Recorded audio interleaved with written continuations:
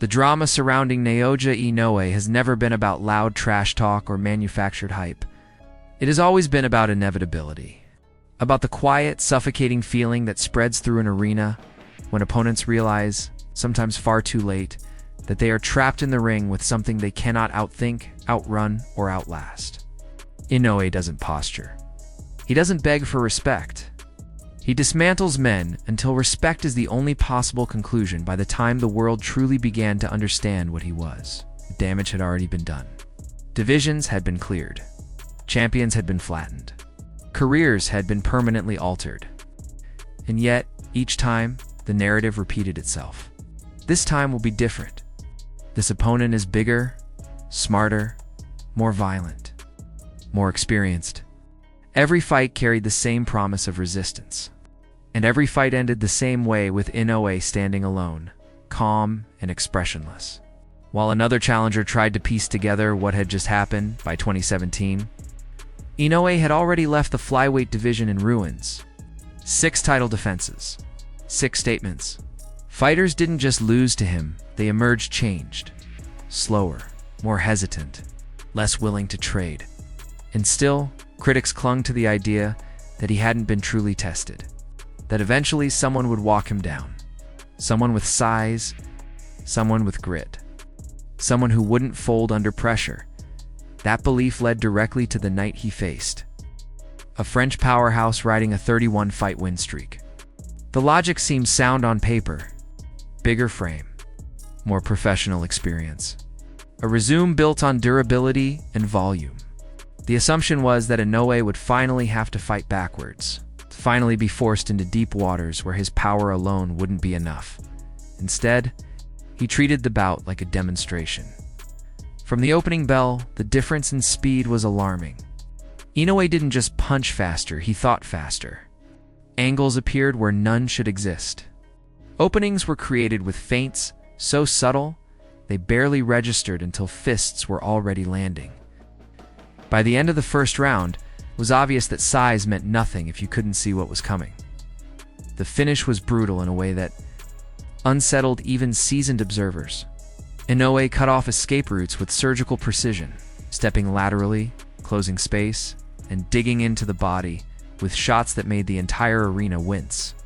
The knockout wasn't just violent, it was methodical.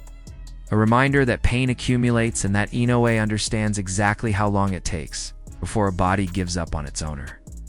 That performance alone would have been enough to define a year. For Inoue, it was merely a warm-up. When he entered the World Boxing Super Series, the stakes rose dramatically. Elite opposition. Tournament pressure. No easy nights. And in the opening rounds, he delivered one of the most frightening knockouts the sport had seen in years against Juan Carlos Payano.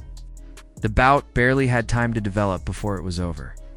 A perfectly timed 1-2 detonated with such speed and violence that Payano collapsed face first, completely unresponsive. The arena fell silent, not in celebration, but in shock. It wasn't just the knockout itself. It was how early it happened, how effortless it looked, how final it felt. Payano became the first man ever stopped in his career, and the knockout would later be voted Knockout of the Year for Inoue. It was another entry in a growing catalog of devastation. As the tournament progressed, the whispers grew louder. Too powerful, too precise, too dangerous. And yet, the deeper he went, the more adversity appeared. In the semi-final, he tore through Emmanuel Rodriguez with a vicious left hook that seemed to snap the fight in half. Then came the final, and with it, the most grueling test of his career. Across the ring stood Nonito Donaire, a future Hall of Famer with legendary power and pride to match. Their first meeting was a war-bloody, brutal, and defined by mutual respect forged through violence. Inoue suffered a fractured orbital bone, fought through double vision, and still found a way to win. He left the ring victorious, but visibly damaged. His eye swollen in a way that suggested vulnerability for the first time. That injury became the focus of every opponent that followed. Could it hold up? Could it be targeted? Could it be broken again? Jason Maloney believed so. He had watched the Donaire fight closely. He had seen Inoue push to the edge. and he convinced himself that if he attacked the injured eye relentlessly, he could finish what Donor started. It was a calculated plan, built on the assumption that Inoue was human after all. From the opening moments, Maloney did exactly what he promised. Jabs flicked toward the eye, sharp punches aimed high. For brief flashes, it looked like strategy might matter. But strategy dissolves when pressure becomes constant, and Inoue's pressure is something else entirely. He stalked Maloney with a high guard, cutting off the ring, stepping inside with explosive bursts that left no time to react. Every exchange ended with Maloney absorbing more punishment than he delivered. Even when he landed clean shots, Inoue barely acknowledged them. His body language never changed. His eyes never betrayed urgency. He simply adjusted, timed, and retaliated harder. By the middle rounds, Maloney was no longer executing a plan. He was surviving. The eye he had targeted remained intact, while his own face began to swell under the accumulation of short hooks and compact right hands. A vicious left hook sent him crashing to the canvas, and though he rose on instinct and courage, the outcome was sealed in the later rounds. Inoue transformed from hunter to executioner. He smelled blood and closed the distance with frightening speed. A crisp, short right hand crumpled Maloney, folding him like discarded paper. The referee had no choice. The fight was over, and another contender had learned the same lesson preparing for. Inoue and facing him are two entirely different experiences. If there were any doubts left about his place among the elite, they were erased when Donor returned. This time, the Filipino legend carried himself with confidence, convinced that his power could still change everything. He spoke openly about believing in his fists, about not fearing Inoue, about ending the rivalry on his terms. What followed was not a rivalry. It was an execution.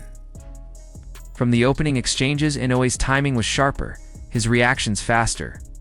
When he landed cleanly, Donor's legs betrayed him. A right hand dropped the veteran flat.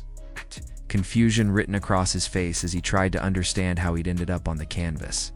He rose, but the fire was gone. The second round was merciless. Left hooks, body shots, relentless pressure. Donor's balance failed him, and the referee stepped in, saving him from further punishment. In 2 rounds, Inoue had forced the legend to confront the limits of his own durability. The message was unmistakable. This wasn't just about winning belts anymore. This was about domination. With all 4 bantamweight titles secured, Inoue had nothing left to prove at 118 pounds, so he moved up again, chasing history. Waiting for him was Stephen Fulton, the undefeated, slick, highly skilled champion at 122 pounds. Bigger, longer, more technical. Many believed Fulton's footwork and jab would neutralize Inoue's power. Analysts called it the toughest test of his career. What they didn't account for was that Inoue isn't just powerful. He's precise.